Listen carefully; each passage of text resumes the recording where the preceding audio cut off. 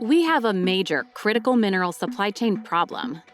The compounds that create our cell phones and circuit boards, our catalytic converters and EV batteries, are not simply taken from the mine to the factory. Their journey is convoluted, expensive, emissions-intensive, and geopolitically unstable. Take the nickel in this EV battery in a car in the state of Michigan. The battery's nickel is in the cathode, built in a gigafactory in South Korea from nickel sulfate, which has to be shipped to South Korea from China, where it starts as a Class 1 nickel briquette that is dissolved in corrosive sulfuric acid to be crystallized as nickel sulfate.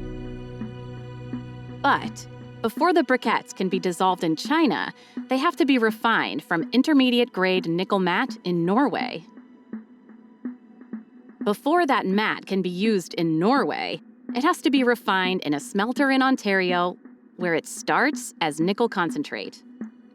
Here, it goes through an energy-intensive process to improve purity from 15% all the way to 50%, removing other trace elements. Where did the nickel concentrate come from? Quebec, of course. Well, sort of.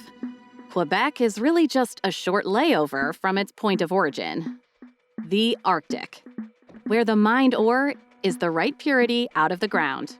That's right, the nickel in that EV battery in Michigan began as nickel sulfide, mined in northern Canada, crushed to produce around 15% concentrate.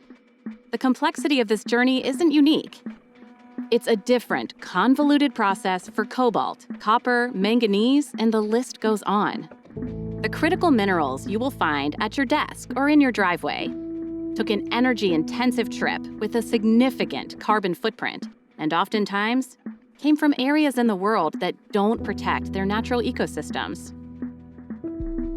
By understanding this critical mineral supply chain, we can realize the opportunity to reduce energy usage, emissions, and costs.